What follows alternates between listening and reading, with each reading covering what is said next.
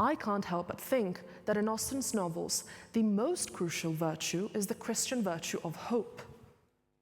As I shall explain shortly, I think the centrality of hope accounts for both the moral growth of Austen's heroes and heroines and determines the genre which Austen chooses to write in, the genre of comedy.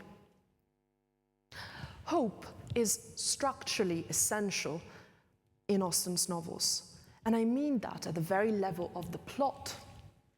The premise of all of Austen's major works is that a good marriage is being prevented from taking place because either the heroine or the hero, or both, must cultivate their character and overcome their vices before they can get married. This means that in each novel, there is a stalemate period in which one of the main characters can do nothing but to hope against hope that the conflict will be resolved.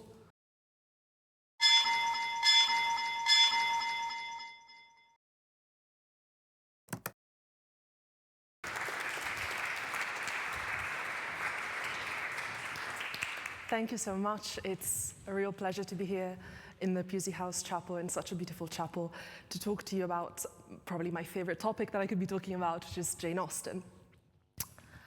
So, a couple of months after finishing my undergraduate degree, I presented my dissertation at my first ever conference. I was the youngest there, and I was absolutely terrified. I was also a new convert to Christianity myself. My paper revolved around A.C. Bradley's idea that Jane Austen was both a satirist and a moralist. Everyone was kind enough about it, but it didn't go down too well. We all went to the pub after the first day of the conference, and a much more experienced academic than myself prodded me on what I meant. Austen was a moralist, sure, but what made her a distinctly Christian moralist, he asked. I would like to say that I answered brilliantly, but I did not. Instead, I blurted out something nearly unintelligible about how Austen's Christian faith made her wary of what I called the pride of the satirist. And then I spilled some wine on myself. I clearly did not have a fully formed answer back then, but the question is one that has haunted me ever since. Was Jane Austen's faith sincere or merely a matter of social conformity? And even if she was genuinely devout, does that devotion translate to her novels? In other words, did Austen write Christian novels, or novels that simply happened to be written by a Christian? The question of Austen's religious practice is the easier one to address. The short answer is that yes, she was a practicing member of the Church of England throughout her life. Her father, George, and two of her brothers, James and Harry, were clergymen. She would have attended church at least once, if not twice, every Sunday. In fact, church attendance was so important to her that in the final novel she completed before her death, Persuasion, the heroine Anne Elliot becomes suspicious of her cousin's moral standing when she discovers that he has a habit of spending Sundays traveling instead of going to church.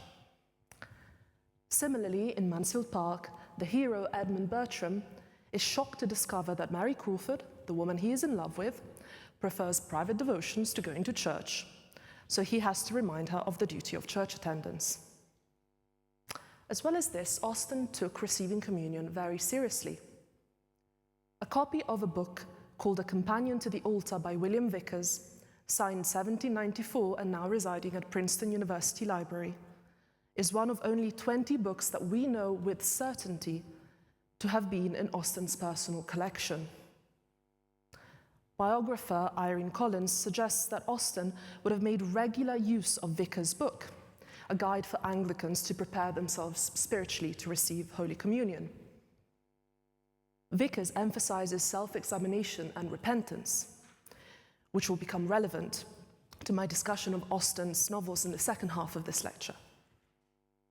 Austen even wrote to her sister Cassandra in 1808 to express her shock that an acquaintance of theirs, Mrs. Powlett, had gone up to receive communion despite having committed the sin of adultery. Receiving communion was a serious business for Austen. We also know that Austen's father placed particular importance on both communal and individual prayer. when Austen's brother Frank left home as a young Navy officer, George Austen wrote to him to remind him that praying in the morning and at night was a duty which nothing can excuse the omission of. And while Austen doesn't mention praying particularly often in her surviving letters, she did write prayers of her own, 3 of which survive, and which I will tell you a little bit more about in a while. The longer answer is that Austen's Christianity was shaped not only by the family in which she was born and raised, but also by the social and religious changes of her time. On the one hand, she was absolutely a lifelong Anglican and very much her father's daughter. Like her father, she didn't have either a puritanical or a Calvinist strain in her. She didn't emphasize human corruption and wickedness, but rather, as Roger E. Moore argues, she believed in the possibility of moral improvement. She was also somewhat wary of the evangelical movement, which, partly thanks to the influence of the famous abolitionist William Wilberforce, was rapidly gaining influence in England. She seems to have had a distaste for the kind of overly emotional language which was often used by evangelicals.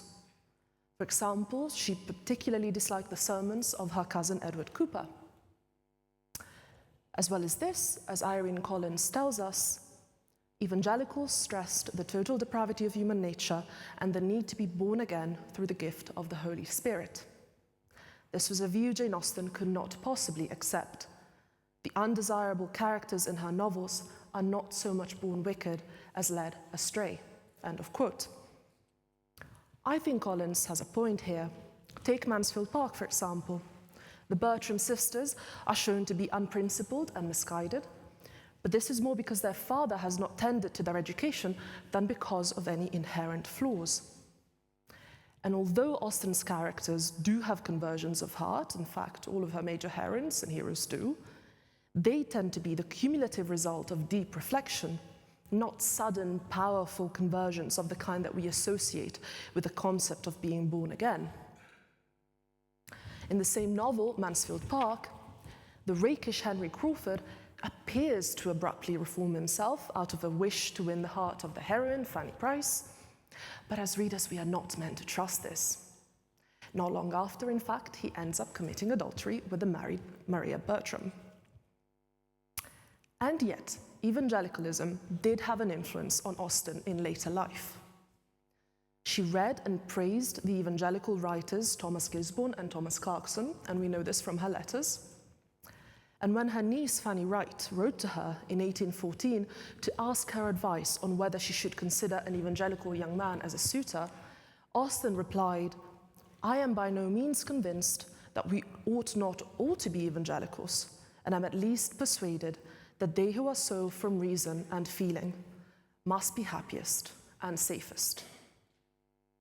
Now, understanding the Anglicanism in which Austen was brought up, as well as the evangelicalism to which she was exposed later in life, give us the context in which to understand the prayers that have survived.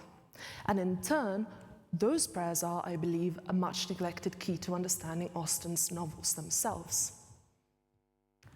The language used in the prayers suggests that they were probably intended for communal use. After Austen's father died, she may have used them to lead the remaining household through evening prayer. The prayers are deeply steeped in the language of the Book of Common Prayer, to which Austen, according to Irene Collins, was wholly devoted.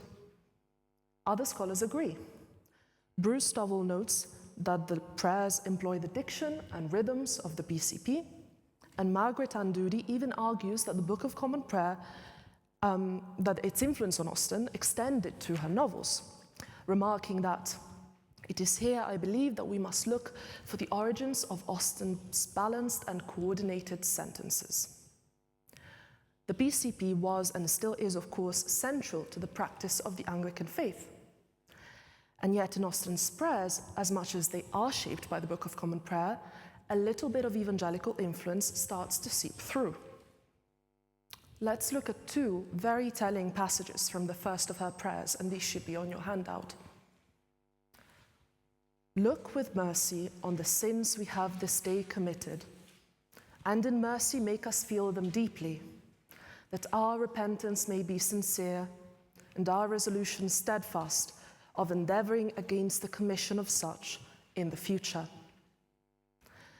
Teach us to understand the sinfulness of our own hearts and bring to our knowledge every fault of temper and every evil habit in which we have indulged to the discomfort of our fellow creatures and the danger of our own souls.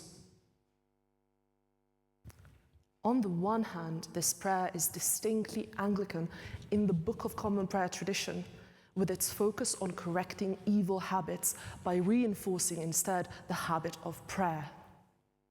On the other hand, the emphasis on feeling repentant and on self-examination reveals something slightly different. While a little hesitant, Irene Collins does grant that the prayers reveal a consciousness of the need for soul-searching, which has sometimes been attributed to evangelical influence. Bruce Stovall goes further, suggesting that Austen's petition for self-knowledge is much more explicit than the prayers in the Book of Common Prayer. This focus on self-knowledge could have been partly informed, of course, by the book by William Vickers that I mentioned earlier on. But paired with the attention given to the virtue of repentance, it does suggest that towards the end of her life, Austen's faith may well have taken on a more evangelical tinge. So we have a clear sense of the importance both of daily habit and of self-examination followed by repentance.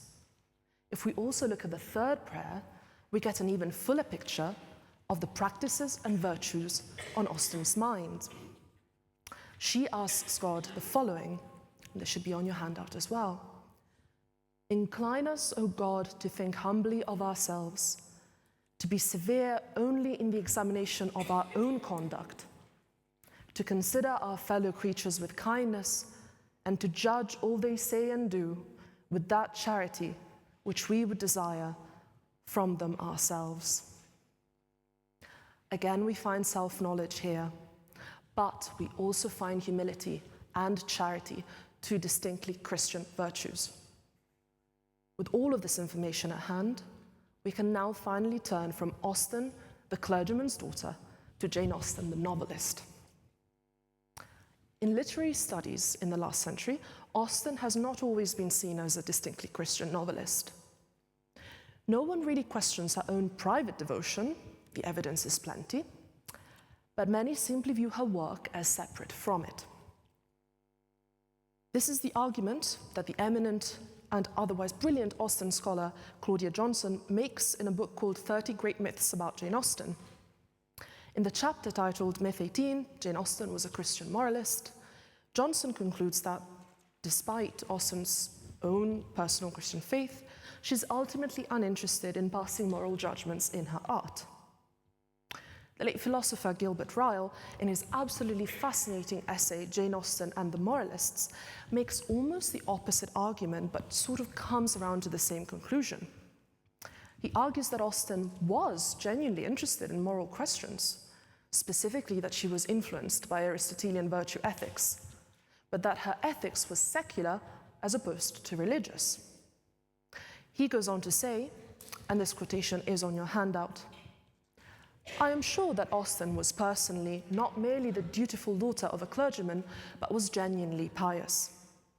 Yet hardly a whisper of piety enters even into the most serious and most anguished meditations of her heroines. They never pray, and they never give thanks on their knees. 3 of her heroes go into the church. Routine church going on Sunday with the rest of the family gets a passing mention 3 or 4 times, and Fanny Price in Mansfield Park is once stated to be religious. But that is all. I am not suggesting that Jane Austen's girls are atheists, agnostics, or deists. I am only saying that when Jane Austen writes about them, she draws the curtain behind their Sunday thoughts, whatever they were, and her creative imagination. Her heroines face their moral difficulties and solve their moral problems without recourse to religious faith or theological doctrines. End of quote. Ryle does have a point, and so does Johnson. Austen's heroines don't suddenly break into effusions of piety or get on their knees to pray every other page. They don't constantly go to a clergyman for advice. In fact, we do know that Austen could be very scathing about the clergy when she wanted to be in her novels. Mr. Collins in Pride and Prejudice and Mr. Elton in Emma are just examples of clergymen being pompous and greedy. As Roger E. Moore points out, Austen's anti-clerical humour is often aimed at correcting practices in the Anglican Church, such as non-residence and pluralism, which could be abused to accrue wealth while leaving the daily duties of the parish to a poorly paid curate. But ultimately, Moore also tells us that unlike some evangelicals, Austen does not advocate change or criticize the Church's practice or its traditional relationship to the state. She is not at all blind to the failures of the Church of England, but she remains closely aligned with it. So what is happening here? I think what is happening is that Johnson and Ryle, as brilliant as they are as scholars, because they are yet blinded by their own post-Victorian sensibilities. Sarah Emsley, in her 2005 book, Jane Austen and the Philosophy of the Virtues, makes the point that some of Austen's reticence about religion in her writing can be attributed to a customary Church of England reserve about spirituality. She continues, and I quote, "It is because Christian faith is fundamental to her outlook that it does not need to be debated in her novels. Novelists later in the 19th century were increasingly explicit about religion and faith because for the Victorians, it no longer seemed possible to rely on the common language of the Christian tradition." End of quote. As well as this, I've already mentioned that the increasing popularity of the evangelical movement in the late 18th and 19th centuries paved the way for a much more emotionally expressive form of religion in the Victorian era. While Austen, as we have seen, was to an extent influenced by evangelical sentiment, her prose style and narrative structure retained a considerable level of emotional restraint. By the Victorian era, her artistic preferences were actually out of favor. It's no surprise, perhaps, then, that in the latter part of the 19th century, Austen was somewhat neglected. She may be the most read English novelist now, but after her death, much more explicitly pious and sentimental writers, like Hannah More and Charles Dickens, vastly outsold her. I believe we have inherited these expectations of what the affirmation of the Christian faith should look like from the Victorians, and that we are wrongly reading Austen's novels through those expectations. By contrast, early reviewers of Austen had no difficulty recognizing that although she was restrained in her expression of faith, yet she was not a writer who happened to be a Christian, but a writer whose faith was a fundamental part of her artistic identity. In 1821, only 4 years after her death, Richard Whately noted in a review of her novels that Miss Austen has the merit, in our judgment most essential, of being evidently a Christian writer, a merit which is much enhanced, both on the score of good taste and of practical utility, by her religion being not at all obtrusive." End of quote. If we entertain the possibility that Whately was right, that Austen is both unobtrusively and yet evidently a Christian writer, where shall we look for the clues? I suggest that we take all the information that we've laid out so far, from Austen's own prayers to the various sources of influence that we've covered, like George Austen's brand of Anglicanism and focus on prayer, the Book of Common Prayer, William Vickers's book, A Companion to the Altar, and the emerging evangelical movement, and that we test out if we can find these concerns in her novels. We're not necessarily looking for scenes where Austen's narrative voice is exclaiming, "I'm writing about a very pious heroine," although there are actually a few instances of that.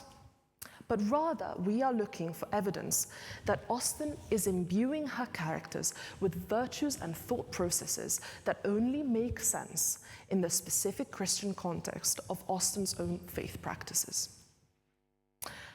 Here, it would be remiss of me not to bring in Alistair MacIntyre. MacIntyre, a philosopher who sadly passed away just earlier this year, in a brilliant work called After Virtue from 1981, argued that Jane Austen's interest in morality was influenced both by Aristotle's virtue ethics and by her Christian faith. MacIntyre wasn't actually the first philosopher to suggest that Austen had either directly or indirectly been influenced by Aristotle. Gilbert Ryle, whom I've already mentioned, had made the very same point in the 1960s, over a decade earlier. Ryle argues that in the 18th century, there were two main camps of moralists: the Calvinists, who paint characters as either wholly bad or wholly good, damned or saved, and the Aristotelians, who instead see people, in Ryle's words, as differing from one another in degree but not in kind. And Ryle puts Austen firmly in the Aristotelian camp.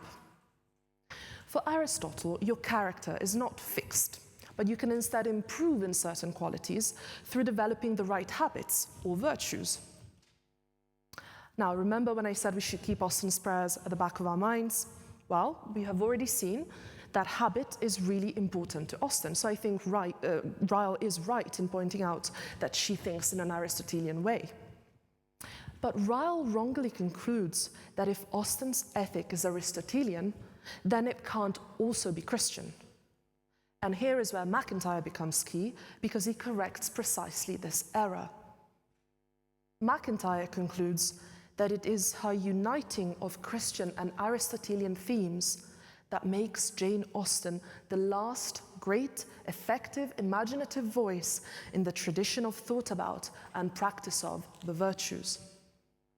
She's Aristotelian in her focus on achieving virtue through habituation. But the specific virtues which are important to Austen are Christian virtues, not the virtues of the Greek philosophers.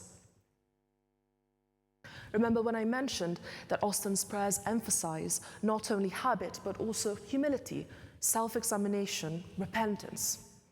Well, that is precisely what makes MacIntyre think of Austen as distinctly Christian. First of all, there is the virtue of humility. Humility is not a key virtue for the pagan philosophers, but it is central to Austen.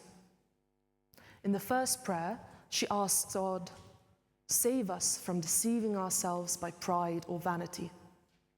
And we've already seen that in the third prayer, she petitions God to help us think humbly of ourselves. Irene Collins remarks that Austen's prayers make it obvious that, quote, "she was clearly aware of the dangers inherent in her own shrewd assessment of the people around her and prayed earnestly for help in avoiding malice." But do we see this humility, this interest in this kind of humility in Austen's novels? I think the answer is absolutely yes. Pride is probably the vice that is most frequently criticized in Austen's works. We have, of course, Pride and Prejudice, in which both of the main characters, Elizabeth Bennet and Mr. Darcy, are guilty of being prideful and must learn humility before eventually marrying at the end of the novel. But we can also think, for example, of Emma and its titular heroine, Emma Woodhouse, who prides herself on being such a good judge of character that she feels entitled to meddle in the lives of absolutely everyone she knows, to all kinds of very negative effects. Then there is Austen's focus on self-knowledge. We saw in the prayers that Austen is very interested in self-examination, and so are her characters. MacIntyre argues that Austen assigns a central place to self-knowledge, and specifically he says that this is a Christian rather than a Socratic self-knowledge, which can only be achieved through a kind of repentance. It's not just about gaining in wisdom, in other words, but about feeling keenly the weight of what one has done to harm others, having a conversion of heart, and changing one's actions as a result.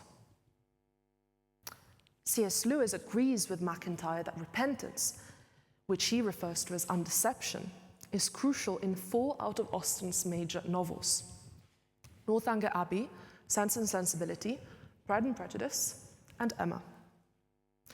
All 4 heroines in those novels, Lewis argues, discover that they have been making mistakes both about themselves and about the world in which they live.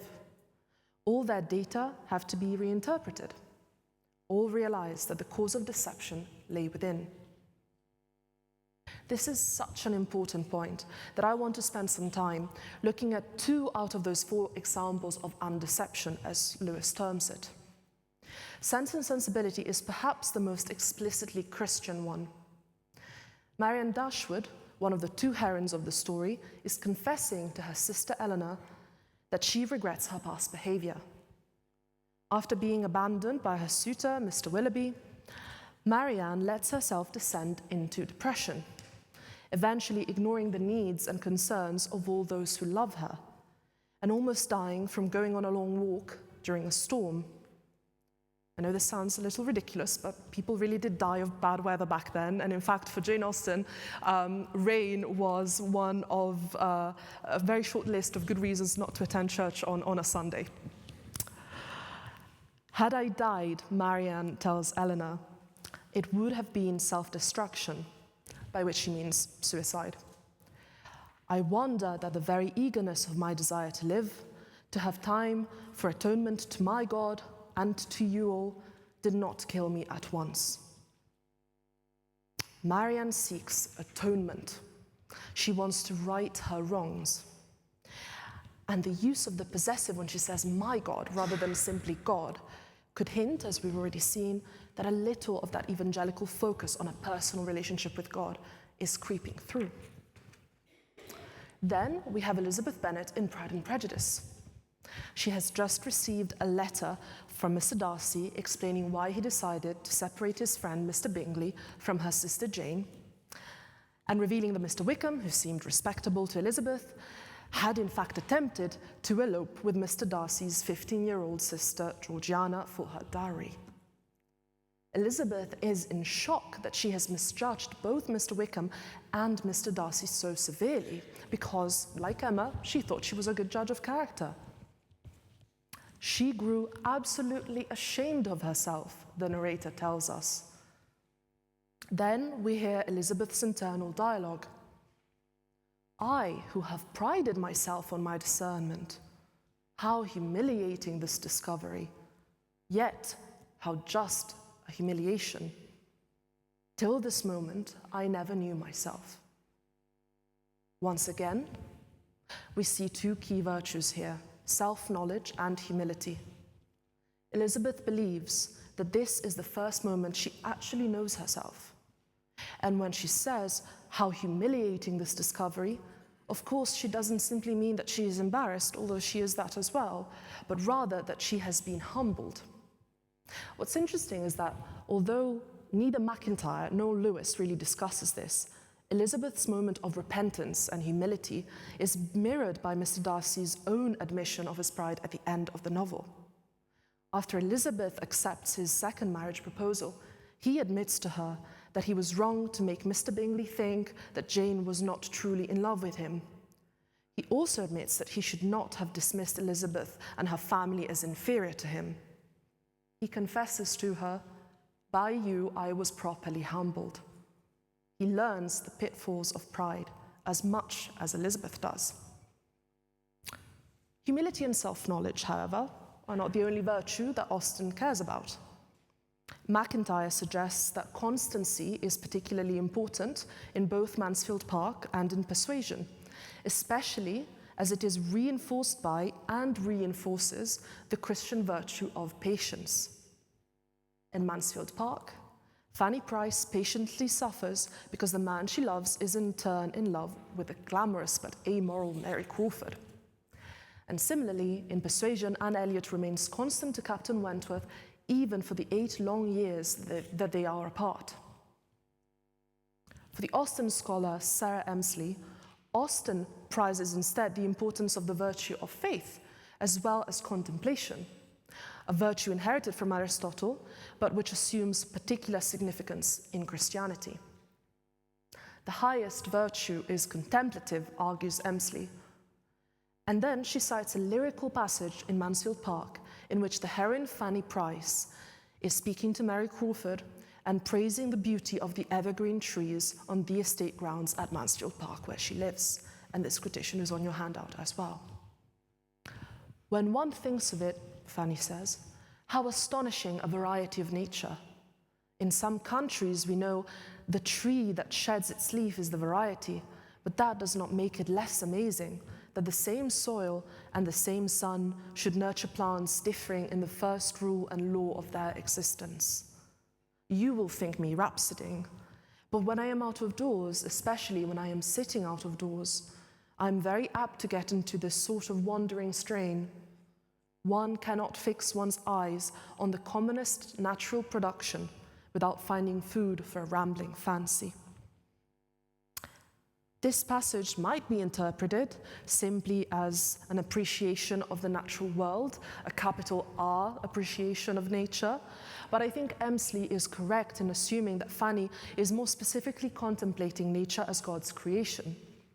Fanny is elsewhere described as praying fervently, is said to be religious, and shows regret when Mr. Rushworth reveals that the chapel at his estate of Southerton is no longer used for family prayers. All the context is in favor of Emsley's interpretation of contemplation being a very important virtue to Austen.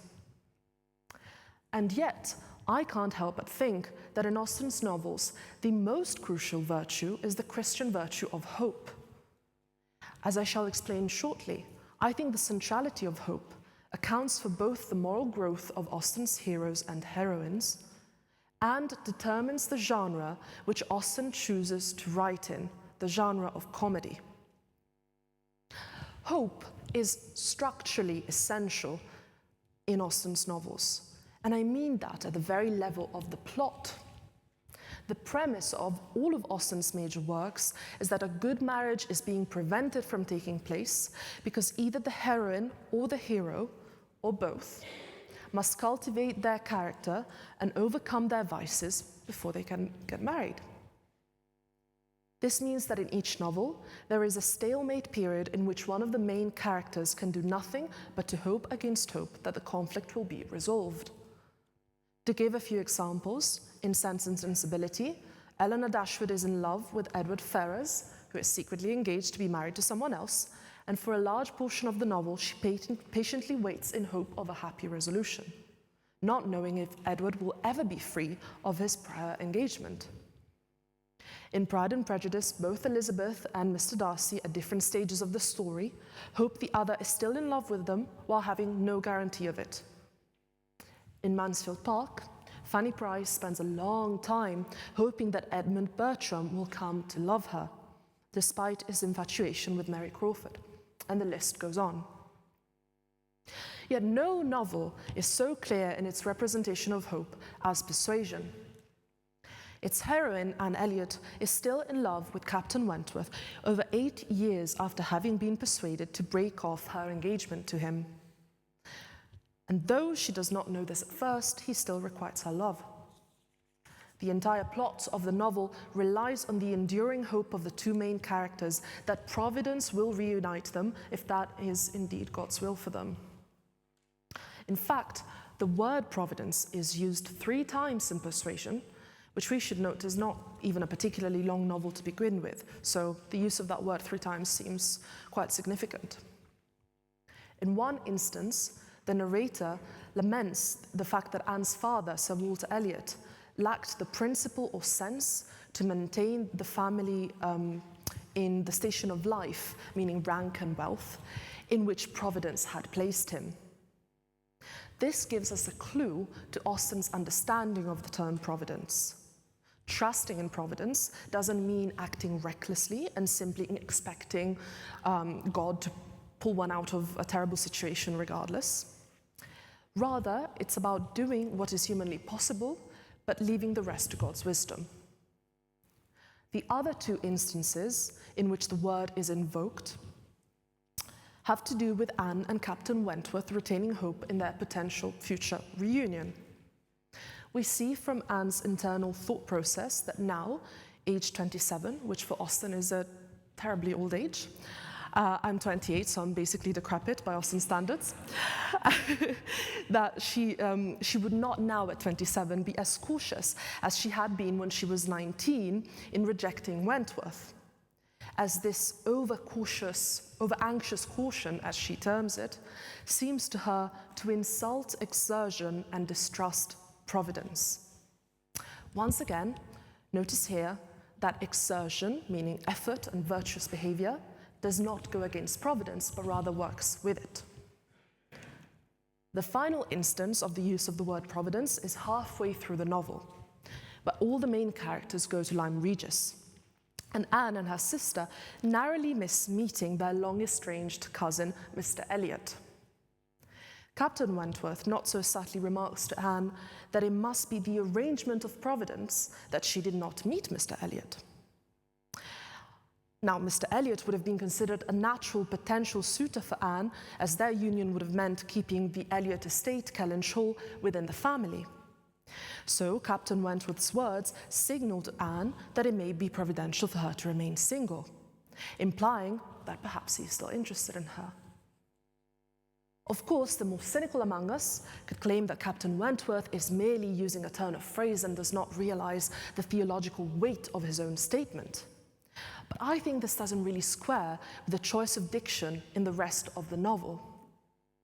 In his letter to Anne at the end of the story, in which he asks for the second time for her hand in marriage, he characterizes his emotional state to her by saying, "I am half agony, half hope."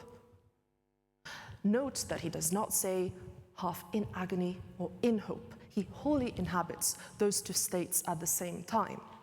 Those two states are fighting each other within him in this internal conflict. You have hope on the one hand, a Christian virtue, and agony, which we can take to mean despair, on the other hand, despair, of course, being the vice that opposes hope. Yet by writing to her, in spite of the temptation to despair, Captain Wentworth is actively practicing the virtue of hope. He is choosing to make a habit of it by asking her to marry him again instead of giving up. What is more, Captain Wentworth is a foil to Anne's cousin, Mr. Elliot, who, if you remember from earlier in this lecture, is said to travel on Sundays, which is entirely unacceptable, both for Austen and for her heroine, Anne Elliot, which means he's likely not attending church so that he can travel. On the other hand, Captain Wentworth is shown as having religious sentiment, and this is even apart from his hopes of reuniting with Anne.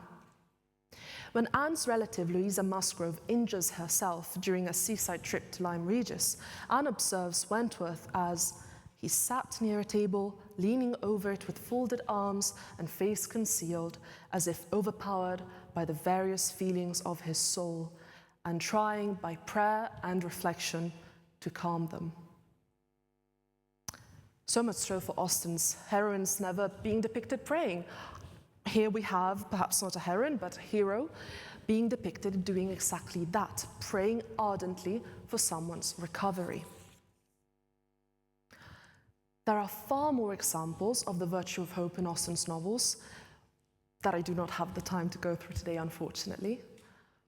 So I want to conclude my lecture today by looking at how hope as a virtue interacts with the genre in which Austen chose to write, comedy. The genre of comedy allows Austen to tie together all of her main concerns, not just the representation of hope, but also the issue of self-knowledge and the practice of humility. Now, by comedy, I don't just mean a novel that is funny, although Austen's novels are absolutely that as well, but rather a novel that structurally begins with chaos and ends in order. In Austen's case, specifically the kind of social order and harmony brought about by the marriage of two virtuous individuals. Austen was very good at noticing patterns of vice, and she created absolutely unbearable characters. If any of you here are fans of Mansfield Park, you will recoil if I mentioned the name of Mrs. Norris, who's probably the most awful Austen character in all of her novels. But she never condemns even her greatest villains to complete ruin. The wicked are punished, justly, sure, but never so severely that they cannot recover, or that we cannot imagine their souls eventually being saved and their character one day improving. The rakish Mr. Willoughby in Sense and Sensibility gets somewhat of a redemption arc, as at the end of the novel he explains to Eleanor Dashwood that he fully feels the guilt of having abandoned her sister Marianne. In Mansfield Park, the adulterous Maria Bertram and the greedy, overbearing Mrs. Norris end up living together away from the family estate to hide Maria's shame after she commits adultery and after her divorce. The narrator tells us that they provide mutual punishment for each other, yet they are not alone, and they are not entirely isolated from society, as many other women might have been in Austen's time after committing adultery and getting a divorce. In Pride and Prejudice, Mr. Wickham, at the end of the novel, is never again received at Pemberley, and yet Mr. Darcy still helps him from afar with his career for the sake of his sister-in-law Lydia. Austen doesn't rejoice, as a straightforward satirist would do, in seeing the bad be brought to utter misery. As A.C. Bradley argues, she is never cynical and not often merely satirical. A cynic, or a mere satirist, may be intellectually pleased by human absurdities, but Austen is not. And we saw in the prayers that Austen was particularly cautious of judging others uncharitably, in fact.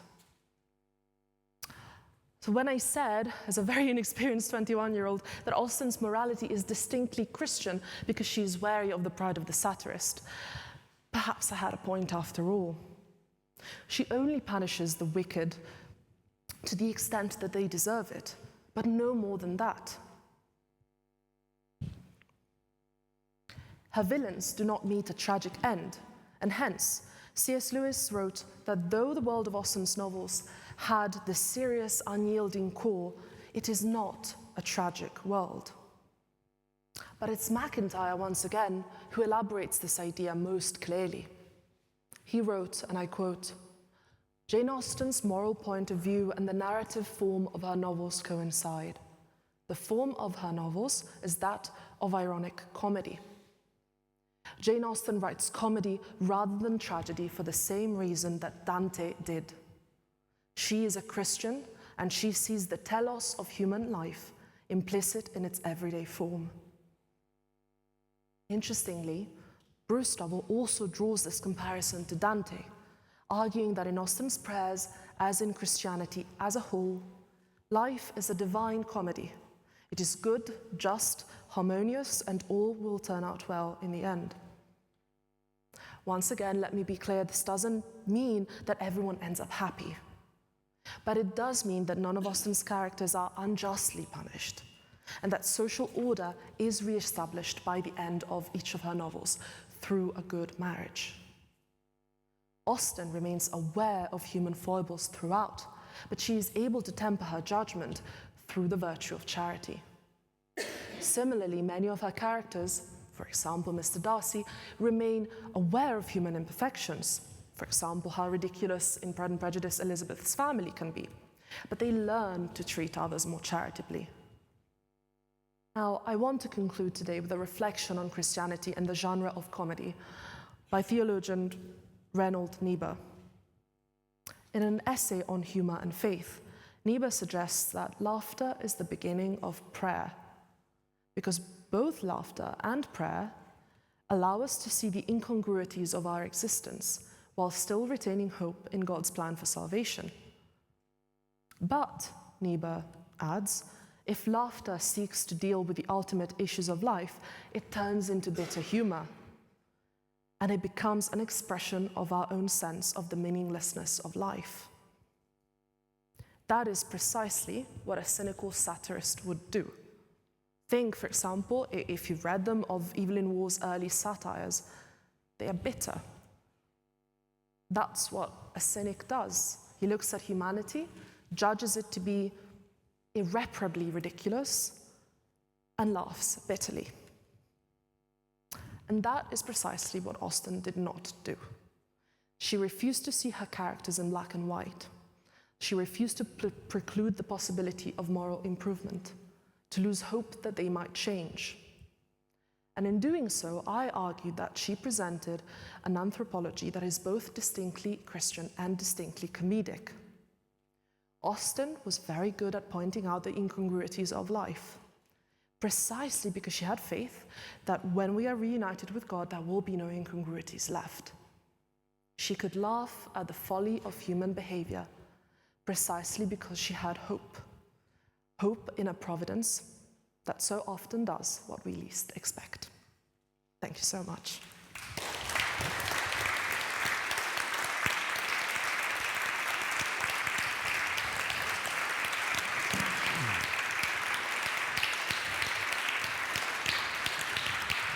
Well, thank you very much, Beatrice. We have some time now to ask our speaker some questions, and I would like to use my right to ask the first one. You mentioned Mr. Collins, perhaps the most ridiculous of all of her clerical characters, you know, and it'd be very easy to think, you know, when you read about that character that she's very critical of the church. But I was wondering, are there any positive depictions of the clergy in her novels to sort of balance the depictions of people like Mr. Collins? That's an excellent question. So I would say, first of all, by the standards of Austen's own time, Mr. Collins is not necessarily a terrible clergyman. What I mean by that is, at the time that Jane Austen was writing, becoming a clergyman was simply one of the viable career options for anyone who was well educated. So it was not necessarily a matter of very deep devotion, though I'm sure many clergymen did have that as well.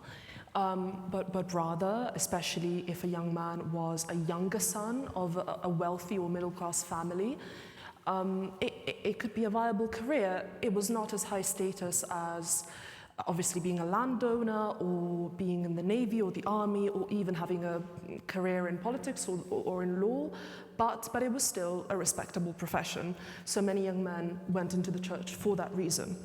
And there was not so much in her time an expectation of being a clergyman in the Church of England being a vocation in the sense that we would understand today.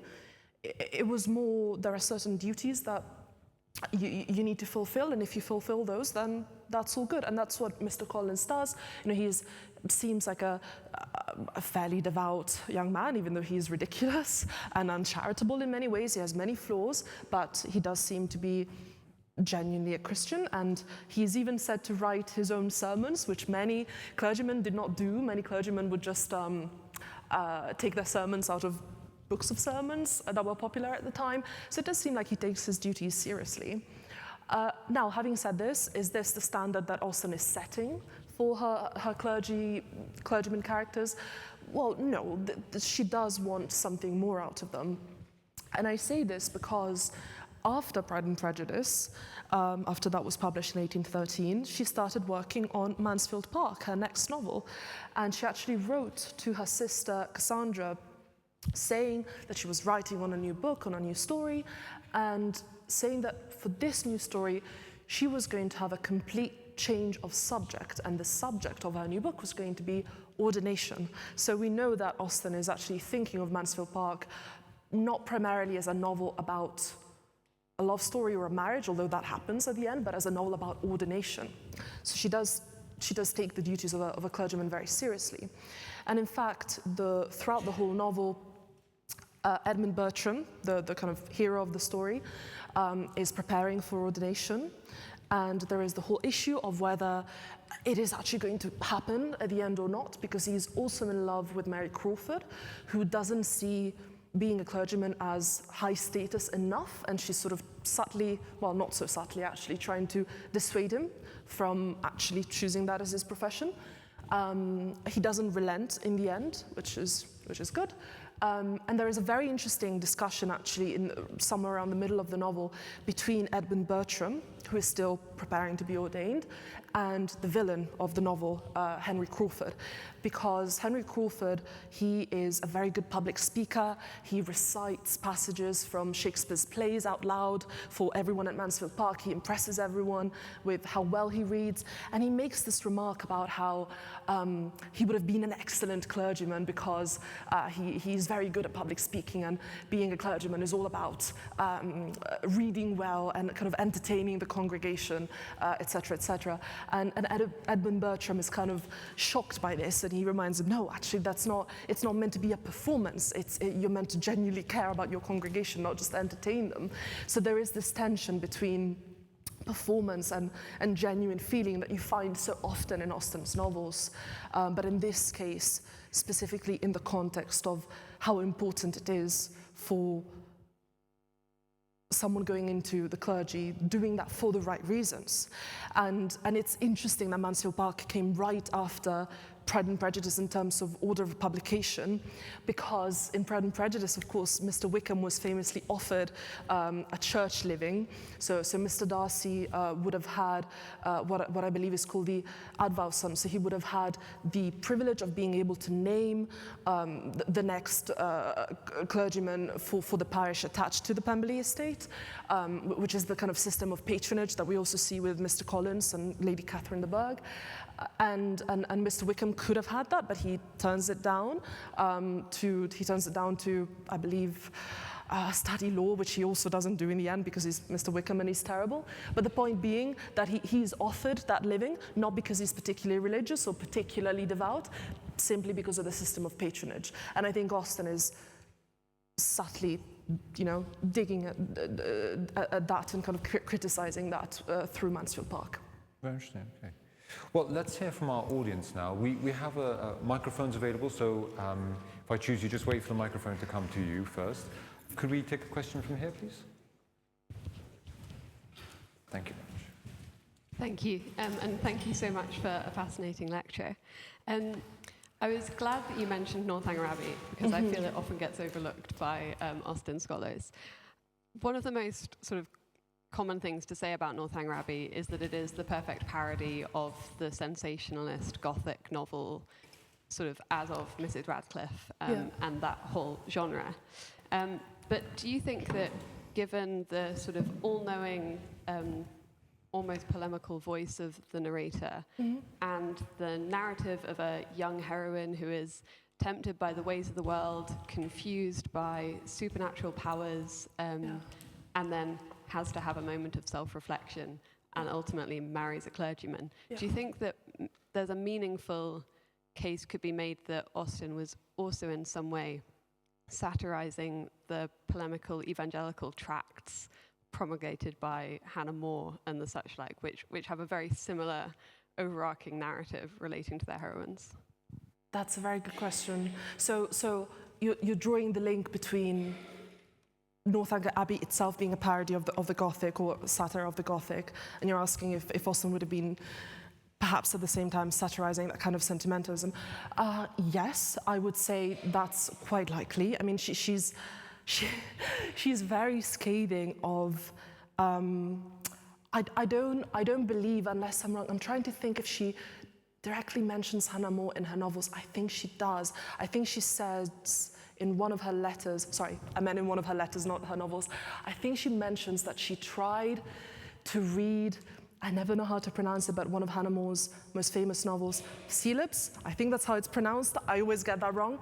I think she mentions, probably to her sister, most of her letters are to her sister, that she tried to read it, and either she couldn't get through it or she didn't like it. So there is a passing mention of Hannah More. So most likely she did not particularly appreciate her as a writer. But what else was I going to say? But at the same time, I don't think we should take that to mean that Austen is suspicious of any expression of strong feeling. It's just that she's always very concerned with the difference between performed feeling and genuine feeling. So one could say, for example, that she's that through the character of Catherine Morland in Northanger Abbey, she's satirizing very sentimental writers, very emotional writers, because Catherine herself is so kind of naive and overly emotional and sentimental and all of that. But at the same time, you see that Catherine might have been wrong that an actual murder was committed, but she was right that Colonel Tilney was a terrible person, more so than Henry Tilney would have admitted to himself. So at the same time, there's also beauty to that naivety of Catherine Morland, and in that specific case, her overly emotional character, sure, she needs to regulate her emotions, but because they're genuine, they're not criticized in the same way that they would be with someone like Henry Crawford, who kind of has all these displays of emotion, but is a terrible person. I hope that answers your question. There's kind of two sides of it, but that's a really interesting parallel that you've drawn. Let's see, who else? Could we have a question here from Ben? Over here.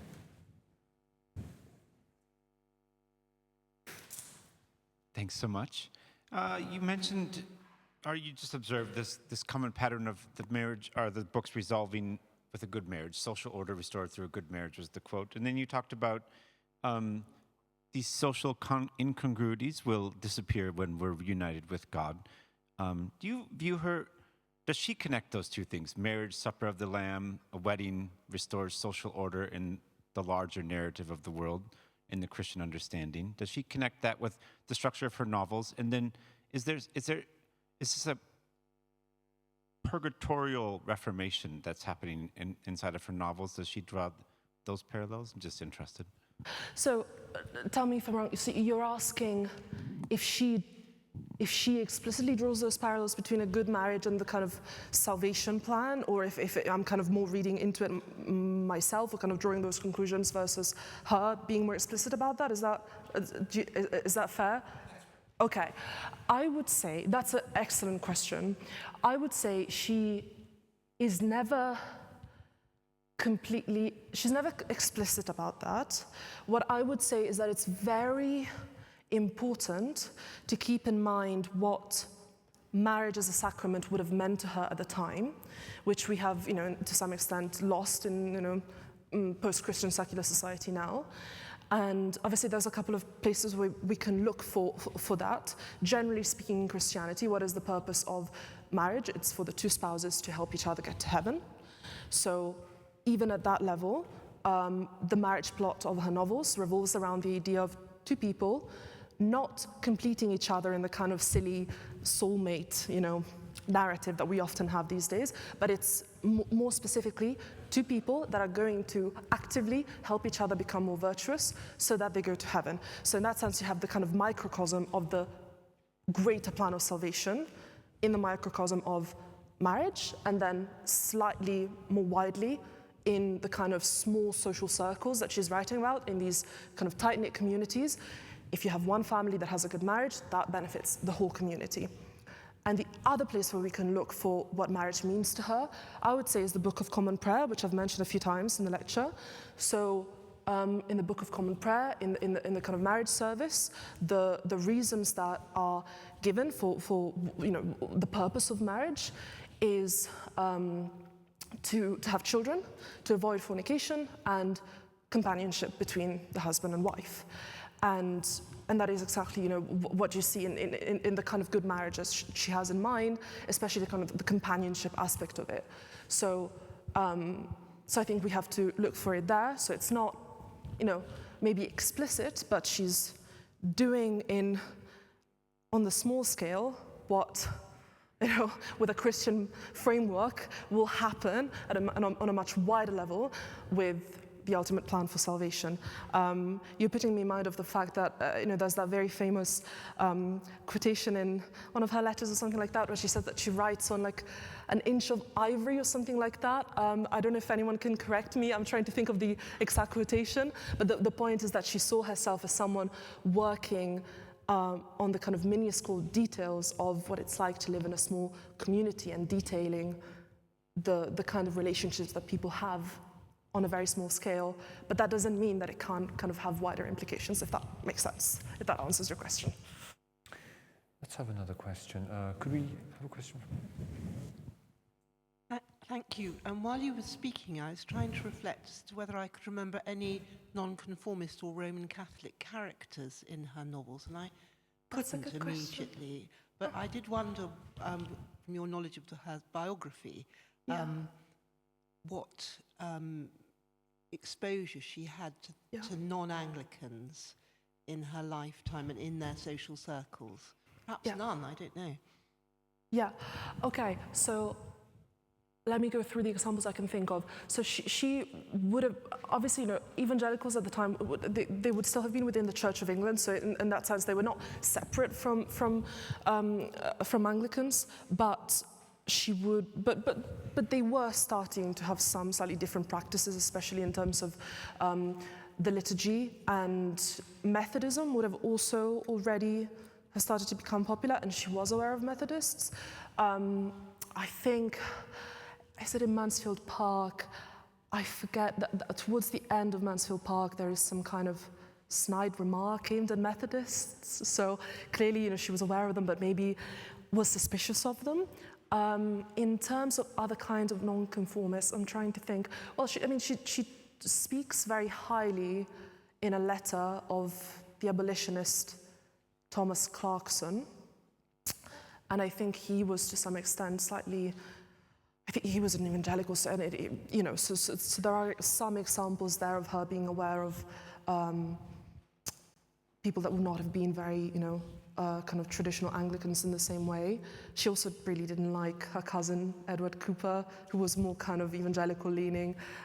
She thought he was just pompous, so some criticism. And then in terms of Catholics, I think all we really have to go by is that she wrote a short history of England where she says that she hates Elizabeth I and she likes Mary I. So she's kind of defending the Catholic rather than the Protestant there, which is always quite funny. So, clearly, some take that to mean that she had some Catholic leanings. I think that's taking it a bit too far. That's a bit of a stretch, but it does maybe suggest that she was not particularly prejudiced against Catholics, maybe. But yeah, that's probably... Meet one, I imagine. I would imagine so. All of it, with the kind of social circles that she moved in, I would be surprised if she met many Catholics. Probably not. Although her sister-in-law, her brother Henry married a woman that had been married to a Frenchman who was actually killed. He was guillotined.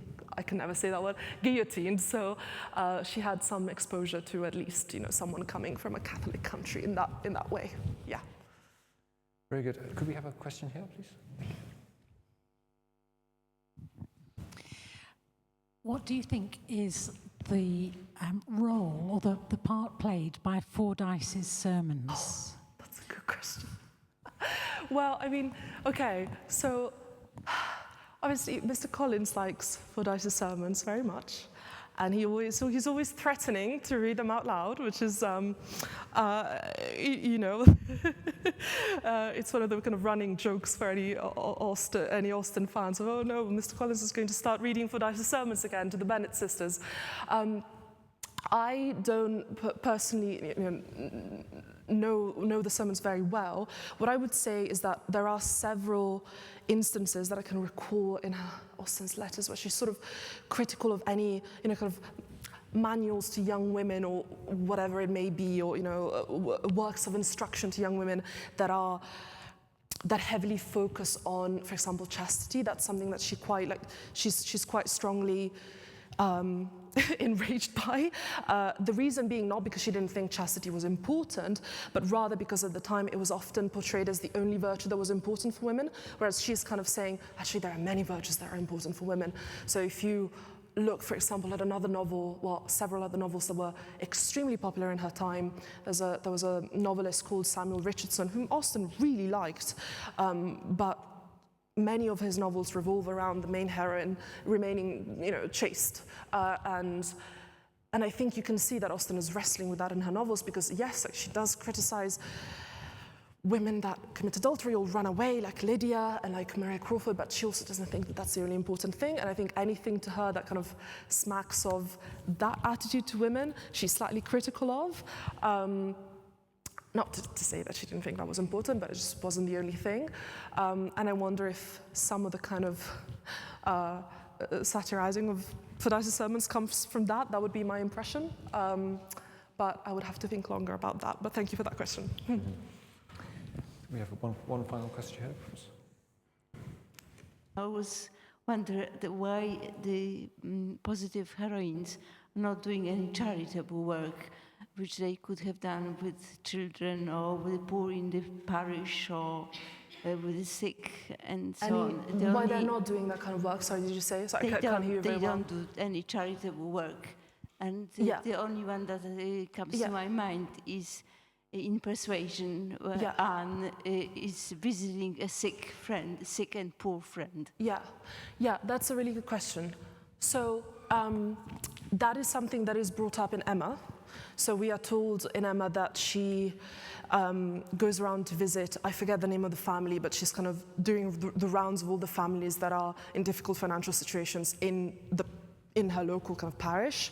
And I think she's described as bringing food and clothing and all kinds of things, particularly to one family that had several sick children. So we know that Emma does that, which would have been considered her duty as the daughter of the kind of most eminent family in the village.